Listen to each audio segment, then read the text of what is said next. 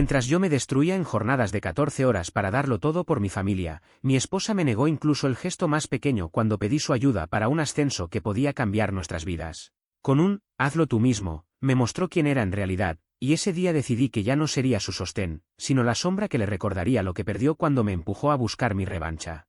Trabajo como técnico en energía. Soy ese tipo que pasa el día bajo el sol abrasador, revisando subestaciones, trepando estructuras metálicas y asegurándome de que las luces en las casas no se apaguen cuando alguien quiere ver una serie. Es un buen empleo, bien pagado, pero agotador. A veces siento que mi cuerpo solo se mantiene en pie gracias a la cafeína y a pura cinta adhesiva. Ese lunes había sido brutal. Salí de casa a las 6 de la mañana y no volví hasta después de las 8 de la noche. 14 horas de calor, grasa, golpes en los nudillos y equipos que parecían diseñados para fallar a propósito. Mi camisa estaba tan empapada de sudor que pude haber regado el césped con ella. Pero todo ese sacrificio no es solo para mí. Yo, hombre de 32 años, casado con Jessica, también cargo con la responsabilidad de sus 2 hijos de su primer matrimonio, Ethan, de 11 años, y Sofía, de 8. Su padre biológico desapareció de la escena hace tiempo, así que adivinen quién asumió el papel de proveedor. Sí, yo. Soy el que paga el techo, los uniformes de fútbol de Ethan, los materiales de arte de Sofía y el coche que Jessica maneja cuando se va de brunch o trabaja en sus horas de freelance. Además, tenía algo muy grande en camino, una entrevista para un ascenso interno. Era una oportunidad de oro, menos trabajo de campo, mejor sueldo y estabilidad. Lo único que pedí, con varios días de anticipación, fue que Jessica me dejara el traje listo. ¿Se lo recordé? Oye, tengo esta reunión importante, ¿puedes asegurarte de que mi traje esté en orden? No voy a tener tiempo con todas estas llamadas de emergencia. Ella sonrió y me dijo. Claro. Pensé que asunto cerrado. Avancemos hasta la noche anterior a la entrevista. Vuelvo destrozado, las piernas pesadas como concreto y el cerebro frito. Voy directo a revisar la ropa y ahí estaba, mi traje arrugado, tal cual lo dejé, en la cesta. La camisa sin tocar, el pantalón con el mismo olor a polvo y sudor de la última vez que lo usé. Por un momento esperé ver salir a alguien diciéndome que era una broma. Pero no, solo era yo, un cesto de ropa arrugada y la clara evidencia de que mi esposa había olvidado, o no le había importado. Le pregunté. ¿Qué pasó con el traje? Te recordé esta reunión. Ella apenas encogió los hombros y soltó. Eres un adulto. Hazlo tú mismo. No me molestó porque no supiera hacer lavandería. He lavado mi ropa desde los 15 años. Me dolió porque después de estar partiéndome la espalda toda la semana para sostener a la familia, cuando pedí algo mínimo, ni siquiera eso le interesó. Y lo peor fue el tono, como si yo fuera un simple compañero de piso pidiéndole que comprara leche, no su esposo luchando por avanzar en su carrera. La miré y respondí. Claro, soy un adulto.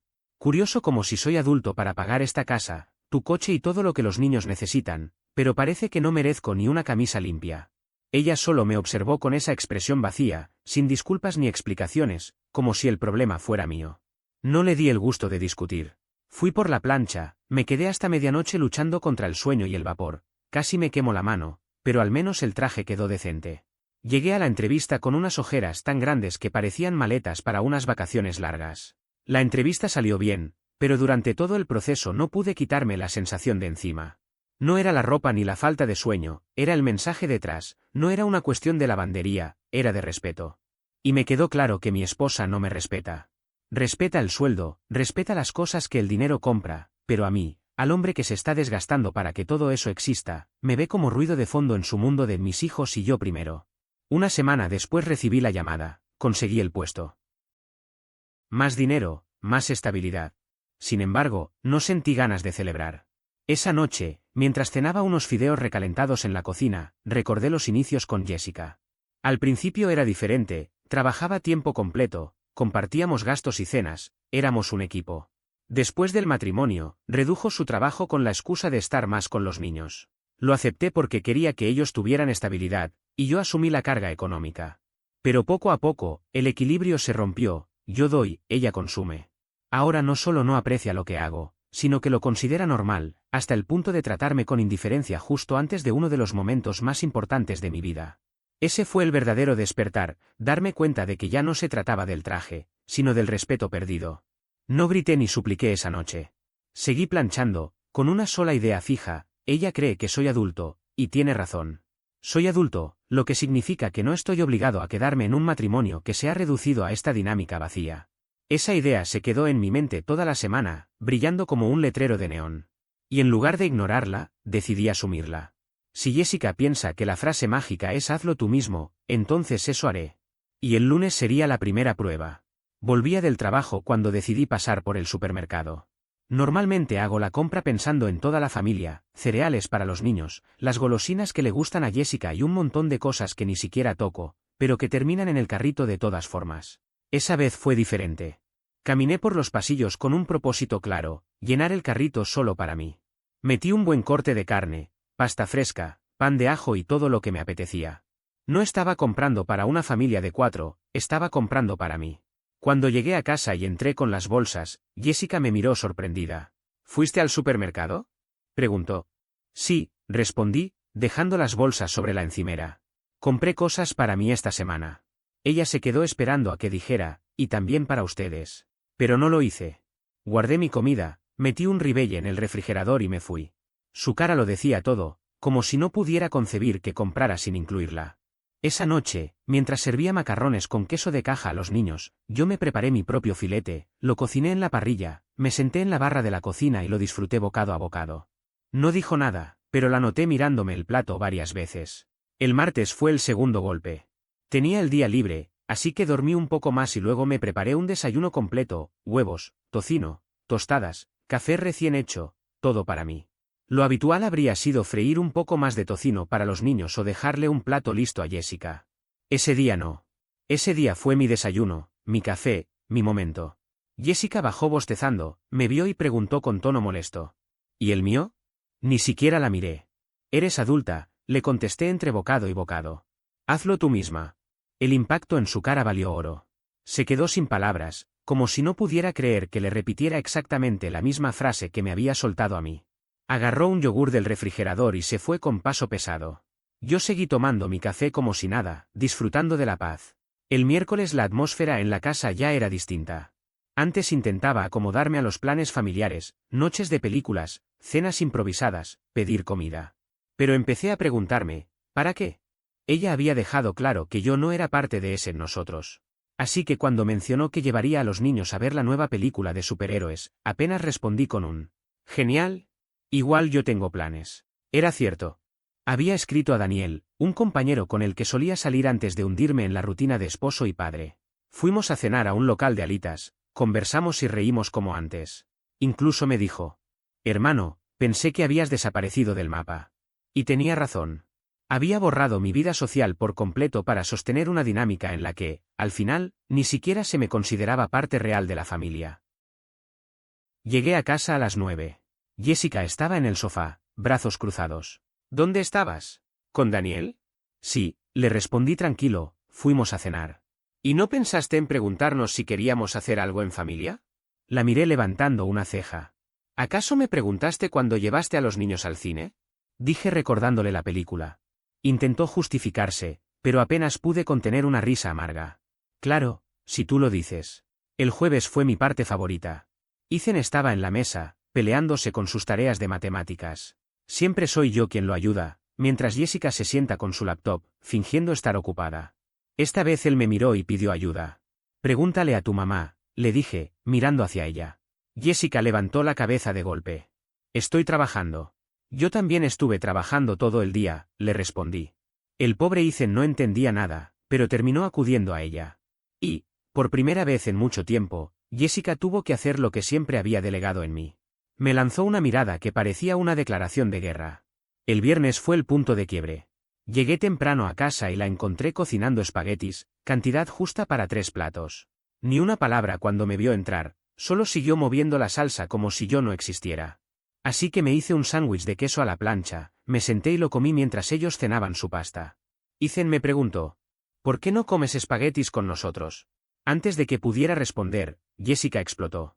¿Qué te pasa esta semana? Estás actuando como si ya no vivieras aquí. La miré con calma y le dije: solo me estoy ocupando de mí mismo. Empecé con la cena, nada más. Tú misma me dijiste que lo hiciera por mi cuenta, ¿recuerdas? Quiso retroceder. Eso no era lo que quería decir. Entonces, ¿qué querías decir? Le pregunté directo. No tuvo respuesta. Me miraba como si yo fuera el problema. Y fue ahí cuando terminé de entenderlo todo. Jessica no tenía inconveniente en que yo hiciera las cosas por mi cuenta, siempre y cuando eso significara aliviarle su carga. Pero en el momento en que mi independencia le incomodaba, se volvía un drama. Me quedó claro que no era un mal momento pasajero, era un patrón. Y cuando uno abre los ojos, empieza a verlo todo distinto. Revisé nuestra cuenta bancaria compartida y fue como correr el telón y descubrir que el mago no era más que alguien tirando de hilos baratos. Gastos constantes, $180 en la peluquería, $240 en compras en tarjeta, 3 cargos de Amazon en una sola semana. Montones de cosas que nadie recordaba haber pedido después de unos días. Sí, había cosas útiles, unos botines de fútbol para Ethan, materiales de arte para Sofía, cafés de Starbucks por doquier. Mientras lo sentía como un esfuerzo conjunto, no me molestaba. Pero ahora lo veía diferente. Incluso había hecho mejoras en la casa, pintura nueva en la sala, unos arreglos en la cocina. Más tarde mi abogado me advirtió que técnicamente ella podía reclamar algo por mejoras del hogar. Pero lo que realmente me hizo ruido fue recordar su actitud cada vez que yo me compraba algo. Un par de meses atrás adquirí un taladro nuevo, de marca profesional, porque el viejo ya no servía, 10 años de uso, baterías muertas, y hasta humo sacaba cuando lo exigía demasiado. Ella me miró como si hubiese tirado el dinero al basurero. ¿De verdad lo necesitas? ¿No tienes ya uno? Y sin embargo, gastar $80 en cojines decorativos que nadie usa le parecía completamente normal. O cuando me inscribí en un curso avanzado de capacitación en el trabajo. No era barato, pero aumentaba mis certificaciones, me hacía más valioso y me dejaba mejor posicionado para esa entrevista de ascenso que llevaba tiempo persiguiendo. Ella me estuvo reprochando durante una semana. ¿Por qué gastas tanto? Deberíamos ahorrar. Ni siquiera discutí. Hice el curso, lo pasé y gracias a eso quedé mucho más fuerte como candidato al puesto de supervisor, algo que habría beneficiado a todos en casa. Pero para ella, yo estaba desperdiciando dinero. Y ahí fue cuando encajaron todas las piezas. Jessica nunca vio mis gastos como parte de un proyecto en común. Para ella, su dinero y mi dinero eran dos cosas muy distintas. Mientras revisaba los estados de cuenta una noche, sentado frente a la pantalla con una mezcla de rabia y cansancio, me di cuenta de un patrón que ya había ignorado demasiado tiempo. Para Jessica, sus gastos siempre son algo normal y necesarios, mientras que cualquier cosa que yo compro para mí automáticamente se considera un exceso, un lujo o una irresponsabilidad. Si lo analizas, es completamente absurdo. Yo soy el que mantiene en pie el 90% de las finanzas del hogar, pagando hipoteca, servicios, seguro médico, comida y hasta los pequeños caprichos de los niños. Y aún así, el momento en que me doy la libertad de invertir $1 en algo que me sirve o me gusta, ella me señala como si hubiera cometido una falta grave. Esa noche, al ir línea por línea viendo cargos de tiendas, pedidos en línea y gastos que ni siquiera reconocía, me golpeó de frente la verdad que había preferido ocultar. Yo no era un compañero de vida en esta relación, era la nómina de la casa. Jessica se había convencido de que el dinero que yo ganaba le pertenecía por derecho, como si fuera un recurso natural del que podía disponer sin medida, mientras que yo no recibía a cambio ni un mínimo de apoyo. Ni emocional, ni práctico, ni siquiera en algo tan insignificante como plancharme un traje para la entrevista de promoción más importante de mi carrera. Ahí fue cuando empecé a sentir vergüenza. Vergüenza por haber permitido que la relación llegara a ese punto. Vergüenza de haberme contado a mí mismo la historia de que lo hacía por mi familia, cuando en realidad lo único que conseguía era sostener a una mujer que había dejado de verme como esposo y me había reducido a un simple proveedor. Lo que más me dolía era recordar cómo habían sido los primeros años. Jessica tenía su propio trabajo, su sueldo y su independencia. Compartíamos gastos, dividíamos cuentas y a veces ella me sorprendía con pequeños gestos, como invitarme a cenar o traerme un regalo inesperado. Entonces sí nos sentíamos como un verdadero equipo, dos personas remando en la misma dirección. Pero con el paso del tiempo y, sobre todo, después del matrimonio, esa dinámica cambió de forma silenciosa y constante. Ella asumió el papel de encargarse de los niños y de la casa, y decidió que yo debía cubrir absolutamente todo lo demás. Ese arreglo todavía podría ser tolerable si hubiera existido respeto por lo que yo hacía, pero la realidad era otra. Jessica se comportaba como si todo lo que yo proveía fuera una obligación incuestionable, un tributo que debía pagar solo por estar casado con ella. Poco a poco me convirtió en un cajero automático andante, y la única ocasión en la que parecía notar mi presencia era cuando la tarjeta se quedaba sin saldo. Mientras veía los números de la cuenta esa noche, lo comprendí, se había vuelto demasiado cómoda. Estaba convencida de que yo jamás revisaría nada, que nunca levantaría la voz ni pondría límites, que seguiría en el mismo ciclo de trabajar sin parar, pagar todas las facturas y dejar que me desgastara física y emocionalmente mientras ella seguía acumulando gastos. Pero aquí está la diferencia, no soy un felpudo. No pienso seguir actuando como un banco viviente. Voy a comprar las herramientas que necesito para mejorar mi vida, voy a inscribirme en cursos que me permitan crecer y no voy a sentirme culpable por invertir en mí. Lo que sí me niego a seguir soportando es ser tratado como un extraño dentro de mi propio hogar. Esa misma noche marqué el número de mi abogado. No fue para presentar el divorcio inmediatamente, sino para conocer mis opciones legales. Si Jessica pensaba que este acuerdo unilateral iba a durar indefinidamente, estaba a punto de recibir una sorpresa. En mi mente, la cuenta estaba por cerrarse y ella iba a descubrirlo de la manera más dura. Y, sorprendentemente, en lugar de sentir miedo, lo que sentí fue una claridad enorme. Era como si de pronto hubiera dejado de mentirme a mí mismo. Aún así, no quise irme sin antes darle una última oportunidad. No porque creyera en un cambio radical, sino porque quería marcharme con la conciencia tranquila, sabiendo que había hablado con total honestidad. Si reaccionaba como yo imaginaba, el capítulo estaría cerrado. Si por algún milagro reaccionaba diferente, entonces al menos sabría que le di esa posibilidad. El momento llegó un miércoles por la noche. Los niños, Ethan y Sofía, ya estaban dormidos, la casa estaba en completo silencio, y me armé de valor para decirle que necesitábamos hablar. Jessica me miró con desdén, como si acabara de pedirle que encubriera un crimen. ¿Hablar de qué?, me dijo con tono incrédulo. De nosotros, respondí con firmeza. El suspiro fuerte y molesto que soltó lo dijo todo. Para ella, ese diálogo ya era una carga.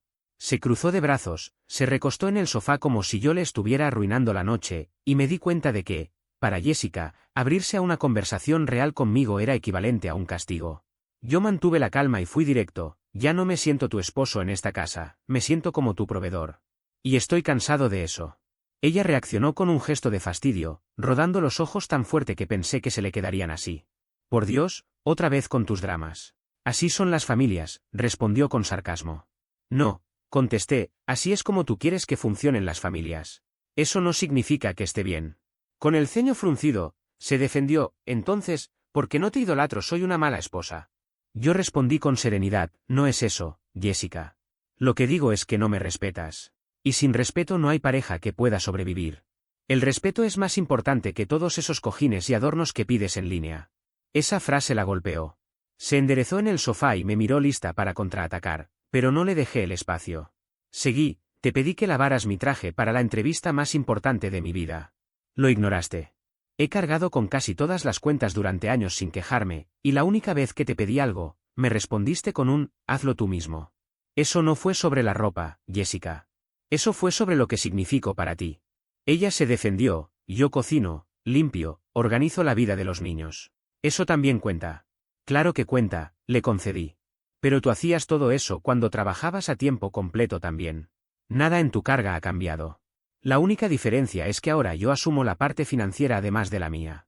Esa respuesta la dejó en silencio por unos segundos, lo suficiente para que yo diera el golpe final. Dime, más allá de ser el que trae dinero, ¿qué valoras de mí como esposo? El silencio se volvió incómodo. Tardó demasiado en responder, como si buscara una respuesta que no encontraba. Finalmente murmuró, eres buen proveedor y eres bueno con los niños. Eso fue todo. 5 años juntos, 3 casados, y lo mejor que pudo decir de mí fue eso. Me reí, no pude evitarlo. Qué inspirador. Así que mis turnos de 14 horas se reducen a eso, buen proveedor. Gracias por tu elogio tan emotivo. Ella se indignó, estás siendo injusto. Yo me incliné hacia atrás y le dije, no, estoy siendo honesto. Tú eres la que no puede dar una respuesta clara. Trató de cambiar la narrativa. Los ojos se le llenaron de lágrimas de frustración, esas que aparecen más por rabia que por tristeza. Yo sí te amo, pero el amor no son solo sentimientos, también son responsabilidades, dijo. Exactamente, respondí. Y pagar las cuentas es una responsabilidad que yo cumplo. Pero una verdadera pareja también es apoyo mutuo, y de ti no recibo nada. No me ayudas con respeto, no me apoyas con los niños, ni siquiera en algo tan mínimo como asegurarme de que llegue presentable a una entrevista decisiva.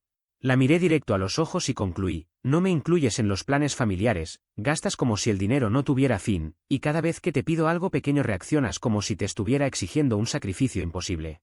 Eso, Jessica, es lo que realmente me está matando por dentro. En ese instante comprendí que la conversación había terminado.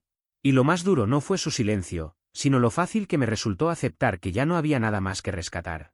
Ella negó con la cabeza y levantó la voz, con un tono que dejaba claro su enojo. Pues tal vez no estaría encima tuyo con el tema del dinero si no lo desperdiciaras en cursos y herramientas que ni siquiera necesitas. Me incliné hacia atrás y esbocé una media sonrisa, esa mezcla entre cansancio y resignación que me salía sin pensarlo. El curso es la razón por la que conseguí la entrevista, y las herramientas son las que mantienen esta casa en pie. Ambas cosas son inversiones, no caprichos. Mientras tanto, ¿qué recibo de tu lado? Otro paquete de Amazon con una vela adentro. Sí, prefiero 1000 veces mi gasto innecesario, gracias. Vi en su rostro cómo ese comentario le dolió. Por eso, decidí ir directo a la pregunta que llevaba tiempo guardándome. Dime algo, Jessica. Si mañana perdiera mi trabajo y no pudiera encontrar otro durante 6 meses, ¿seguirías queriendo estar conmigo? Se quedó congelada. Esa pausa fue más fuerte que cualquier respuesta. Finalmente murmuró. Esa es una pregunta ridícula. Sí, respondí, asintiendo despacio. Ridícula porque no puedes decir que sí. En ese instante supe que se había acabado. Seguimos allí sentados durante casi una hora más, ella intentando darle la vuelta a todo, acusándome de ser injusto, de torcer las cosas, de inventar problemas. Pero no importaba el ángulo que intentara, nunca contestó la pregunta. Ni una sola vez. Cuando finalmente me levanté, no estaba enfadado. Tampoco triste. Estaba decidido. Con la mente clara y el corazón frío. Ella aún no lo sabía, pero esa sería la última conversación que tendríamos como marido y mujer.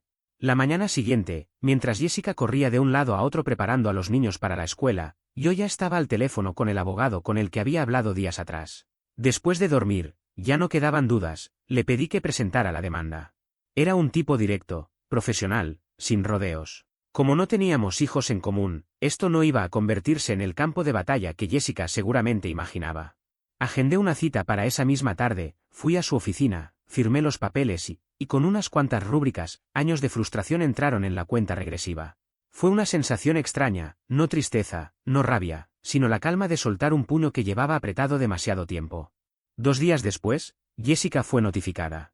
Yo estaba en el trabajo cuando ocurrió, pero me contaron que su cara debió de ser digna de una foto.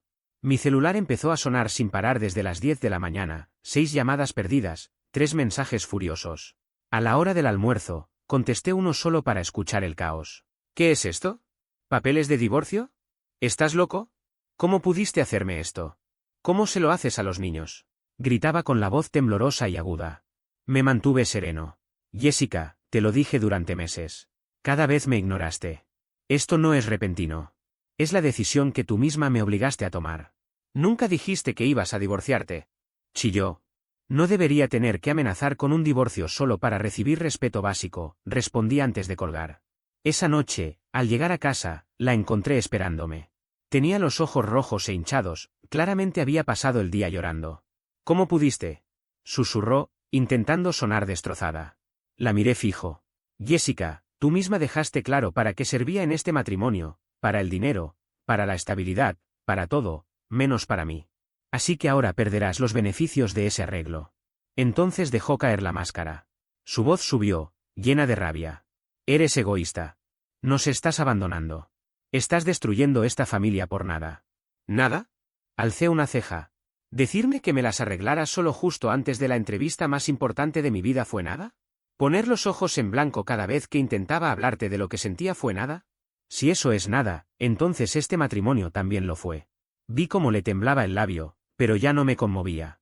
Más tarde, Ethan y Sofía llegaron de la escuela. Los niños perciben todo, y supieron que algo no estaba bien. Sofía, la más sensible, se me acercó mientras yo estaba en la cocina y me tiró de la manga.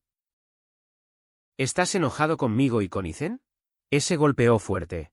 Me agaché y la miré a los ojos. Claro que no, princesa. Esto no tiene nada que ver con ustedes. Los amo. A veces los adultos tenemos problemas, pero ustedes no son culpables de nada. Ella frunció el ceño. ¿Vas a seguir ayudándome con mi proyecto de ciencias? No pude evitar sonreír. Por supuesto. Eso no cambia. Se me lanzó a los brazos como si estuviera aferrándose a un salvavidas. Ese abrazo me dolió más que el propio divorcio. Ethan, en cambio, quiso mostrarse fuerte. ¿Entonces, te vas a mudar? Sí, campeón, le dije con suavidad. Por un tiempo, hasta que todo se arregle. Pero seguiré estando aquí para ustedes. Asintió como si lo aceptara, pero vi las grietas en su fachada. Eso me partió el alma. No eran mis hijos biológicos, pero había estado en cada partido de fútbol, en cada evento escolar, en cada noche de tarea interminable. No pensaba desaparecer de sus vidas. Jessica, desde el fondo de la sala, me miraba con odio, como si yo estuviera envenenando sus mentes. Pero delante de ellos no se atrevía a decir nada. Esa noche dormí en la habitación de invitados. Fue incómodo, sí, pero me sentí más libre en esa cama pequeña que en el colchón gigante donde había compartido años de silencio y distancia con ella. Para el fin de semana ya había comenzado a buscar departamento. Nada lujoso, solo un sitio decente cerca del trabajo, con contrato mensual para no atarme. Extrañamente, me sentía emocionado, como si tuviera 20 años otra vez y estuviera montando mi primer hogar. La diferencia era que ahora no estaba arruinado, podía darme el lujo de la comodidad. Pero Jessica no se quedó quieta. Llamó a su madre y a su hermana, y de pronto mi teléfono volvió a llenarse de mensajes y acusaciones. Su hermana me reprochaba haber abandonado a una madre y a sus hijos. La madre de Jessica me dejó un mensaje de voz que, según ella, debía hacerme reflexionar: el matrimonio es sacrificio, hijo, y si no estás dispuesto a ceder, nada funcionará. Escucharla casi me sacó una carcajada amarga. Qué fácil era para ellos hablar de sacrificios cuando nunca los habían hecho en nuestra relación. Los sacrificios, las renuncias, las largas horas de trabajo y el cansancio que se apoderaba de mí cada día siempre habían recaído sobre mis hombros, mientras su hija jugaba a una vida de pareja sin asumir ni la mitad de la carga real. Yo no respondí. No lo hice porque entendí que no valía la pena. Que pensaran lo que quisieran. Mi silencio era la mejor respuesta. Lo único que de verdad importaba era mantener la calma, no dejarme arrastrar por las provocaciones de Jessica ni caer en el papel del hombre furioso que grita y pierde la razón. No quería convertirme en esa persona. Yo iba a ser distinto, el que se mantiene sereno, el que no discute sin sentido, el que toma decisiones firmes y las cumple hasta el final. Esa convicción se convirtió en mi ancla. El domingo por la noche llegó su último intento de manipulación emocional. La casa estaba en silencio porque los niños se habían quedado a dormir en casa de su hermana. Jessica aprovechó el momento para tender la trampa. Se sentó frente a mí, con los ojos brillosos y la voz temblorosa, tratando de sonar vulnerable. Por favor, no lo hagas. Podemos arreglarlo. Prometo cocinar más seguido, incluirte en los planes, ser más atenta contigo. Solo no me dejes. La escuché en silencio, negando despacio con la cabeza. Mis palabras salieron claras y firmes. No entiendes lo esencial. El hecho de que creas que hacerme la cena o invitarme al cine son concesiones especiales demuestra lo mal que está todo. No debería suplicarte para ser parte de mi propio matrimonio. Si de verdad hubieras querido arreglarlo, lo habrías hecho cuando lo hablé hace meses, no ahora que ya estoy decidido. Su cara cambió de inmediato. El tono suplicante desapareció y dio paso a una expresión fría, casi arrogante. Te equivocas, estás cometiendo un error. No, respondí sin dudar, lo que estoy haciendo es corregir un error que cometí yo al seguir en esta relación más tiempo del que debía. Con esa certeza, me levanté, subí las escaleras y me instalé en la habitación de invitados. Por primera vez en mucho tiempo no me sentí culpable. Era como si una losa me hubiera sido retirada de los hombros. Ya no esperaba milagros ni giros de guión de película, los papeles del divorcio ya estaban en trámite y nada iba a detenerlos. Fue entonces cuando empezó la actuación de Jessica. Apenas comprendió que no había marcha atrás, se puso en modo desesperación. El jueves, al volver del trabajo, entré en la casa y percibí un aroma que hacía meses no se sentía allí, ajo dorándose en mantequilla, el inconfundible olor de una comida real. Había preparado mi plato favorito, no comida de caja, no pizza congelada, no improvisaciones rápidas. Dejó todo listo en la mesa como si estuviera montando una escena. Dejé mi mochila a un lado y la miré sorprendido. ¿Y esto? Ella forzó una sonrisa, casi mecánica. Pensé que te gustaría una buena cena. Estás trabajando demasiado. Estuve a punto de reírme de la ironía. ¿De repente le importaba mi esfuerzo? Esa preocupación selectiva llegaba justo cuando veía que la comodidad que yo le daba estaba en peligro. Aún así, cené. No era por reconciliación, sino por costumbre, por educación quizá. Pero cada bocado tenía un sabor extraño, porque todo me resultaba falso, como si estuviera leyendo un libreto titulado Manual básico de cómo parecer una esposa ejemplar. Al día siguiente subió la apuesta. Se levantó antes que yo, preparó desayuno para todos y dejó mi café listo en la mesa. Ese gesto no lo había visto desde nuestra luna de miel. Y al igual que con la cena, actuaba como si fuera algo natural, como si siempre hubiese sido así. El sábado llegó aún más lejos. Me duché, al salir, encontré mi ropa perfectamente doblada y apilada sobre la cómoda. Por un segundo, casi me engañé pensando que vivía en otra vida, en otra historia. Pero enseguida me golpeó la verdad, no era amor, no era compromiso, era pánico. Sabía que el tren de ventajas estaba a punto de detenerse, y de pronto había encontrado el papel de su vida, la esposa perfecta. Ese espectáculo era casi insultante, porque me demostraba algo cruel, siempre había tenido la capacidad de hacerlo, pero jamás la intención. Solo lo intentaba ahora que había consecuencias reales. Esa ironía me resultaba imposible de ignorar. Incluso habló de terapia de pareja. Justo ella, que un año atrás había ridiculizado la idea, diciéndome que inventaba problemas inexistentes. Una noche apareció en la cocina con folletos de consejeros matrimoniales. Se sentó frente a mí, los colocó sobre la mesa y dijo: «¿Podríamos hablar con alguien? Todas las parejas atraviesan crisis». Yo la miré y solté una media sonrisa cargada de sarcasmo. «¿En serio? Cuando te lo pedí no creías en eso. ¿Por qué ahora?». Ella abrió la boca como para responder, pero se quedó en silencio, bajó la mirada y volvió a remover su café. Mientras ella representaba su papel de mujer dedicada, yo empecé a recuperar partes de mí que había olvidado.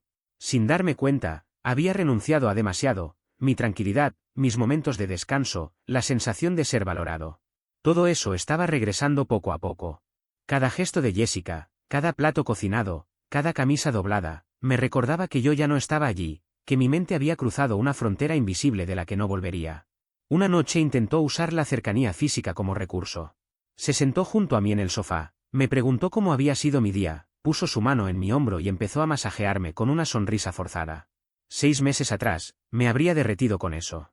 Ahora solo lo sentí hueco, como si una actriz buscara impresionar al jurado. Me aparté suavemente, sin enojo, solo con distancia. Ella frunció el ceño y dijo: «Ni siquiera notas cuando lo intento». «Claro que lo noto», respondí con calma. «Ese es justamente el problema. Solo lo haces porque tienes miedo. Si de verdad te importara, lo habrías hecho antes de que firmara los papeles». Ella no tuvo respuesta. Sus ojos parpadearon rápido, como si quisiera llorar pero no supiera si eso le convenía. Cada gesto suyo me confirmaba lo evidente: nunca había cuidado de la relación, solo de los beneficios que obtenía de ella. Hasta los niños lo notaban. Una noche, Ethan me preguntó con toda la inocencia del mundo: «Papá, ¿por qué mamá cocina tanto ahora?». Y Sofía intervino riéndose. «Sí, hasta te preparó café». «Nunca hace eso». Tuve que morderme la lengua para no soltar una carcajada. De la boca de los niños salía la verdad más pura. Hasta ellos se daban cuenta de que algo no cuadraba. Mientras tanto, yo continuaba con mis planes. El departamento que había conseguido estaba casi listo. Los fines de semana llevaba discretamente cajas con mis cosas. No había grandes escenas, no había anuncios dramáticos, solo un proceso silencioso y firme de mudanza hacia mi nueva vida. Jessica, desesperada, intentaba cualquier cosa: cocinar platos elaborados, ofrecer lavar mi ropa, hasta hablar de conseguir un empleo estable. Pero nada tenía valor. Si necesitaba verme marchar para finalmente reaccionar, entonces ya estaba derrotada. Lo mejor fue que, contra todo pronóstico, no sentí culpa. Por primera vez en años me sentí ligero, como si hubiera salido de una jaula que yo mismo había aceptado habitar. Jessica seguía en negación, convencida de que podía encantarme con gestos tardíos. Pero yo ya estaba en otra parte, psicológica y emocionalmente. El divorcio avanzó con una velocidad sorprendente: apenas 6 semanas, sin oposición, sin peleas, sin batallas legales. Cuando empecé a sospechar que mi matrimonio ya no tenía arreglo, tomé precauciones. Llegué a separar un departamento como plan de respaldo, incluso dejé el depósito hecho. Sin embargo, lo cancelé apenas mi abogado confirmó que la casa seguiría siendo mía. Tenía razón, todo estaba claro y limpio. Esa propiedad me pertenecía antes de casarme, así que se mantuvo fuera de la división. Mis cuentas de retiro permanecieron intactas. Mi camioneta quedó conmigo. Jessica, en cambio, se quedó con su auto, sus equipos de trabajo como independiente y un pequeño monto por mejoras en la vivienda. Nada más. Al principio quiso jugar fuerte, exigiendo la mitad del valor de la casa. Supongo que hasta su propio abogado se rió en su cara, porque abandonó ese reclamo casi de inmediato. Al final, salió con alrededor de $15,000 y la amarga certeza de que había perdido la vida cómoda que creyó asegurada. Una semana después, estaba empacando. Presenciarla cargando cajas, bolsas de ropa, adornos de cocina y esos cojines que siempre valoró más que a mí, fue una escena surrealista. Cada tanto me lanzaba miradas, esperando quizá que me quebrara, que suplicara o me arrepintiera. Pero no. Yo me mantuve tranquilo, apoyado en el marco de la puerta, con una taza de café en la mano mientras ella llenaba su auto. Su hermana apareció para ayudarle, y en cuestión de horas, Jessica se fue. El silencio que quedó después fue la mejor música que escuché en años. Esa misma noche, recuperé mi espacio. La casa, por primera vez, se sintió mía y no un museo diseñado para impresionar a sus amistades. Redescubrí la libertad, podía dejar mis botas junto a la puerta sin escuchar quejas, ver en la televisión lo que quisiera sin ser acusado de egoísta, o invitar gente sin que de repente apareciera una migraña estratégica. Mi única preocupación eran los niños, Ethan y Sofía. Pero incluso eso se resolvió. Con abogados dejamos por escrito un acuerdo sencillo, los vería los fines de semana. Ellos mismos insistieron, y Jessica no tuvo más remedio que aceptar, sabiendo que negarse la dejaría en mal lugar. Para los pequeños nada cambió demasiado, porque seguían viniendo a la misma casa de siempre. Ethan seguía ocupando la mesa de la cocina con sus tareas, y Sofía mantenía su rincón en la sala para sus proyectos de arte. Esa estabilidad era importante, y me alegraba poder dársela. Recuerdo un sábado en particular. Sofía llegó con su maqueta del sistema solar. Pasamos horas juntos, sin tensión, sin discusiones, solo disfrutando de la confianza de una niña que se sentía segura conmigo.